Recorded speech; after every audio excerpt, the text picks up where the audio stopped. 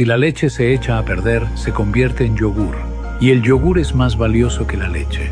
Si se deteriora aún más, se convierte en queso, que es más valioso que el yogur y la leche juntos.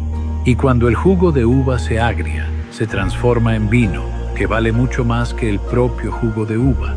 No eres una mala persona porque hayas cometido errores. Los errores son experiencias que te convierten en una persona más valiosa. Cristóbal Colón cometió un error de navegación, y gracias a eso llegó a América.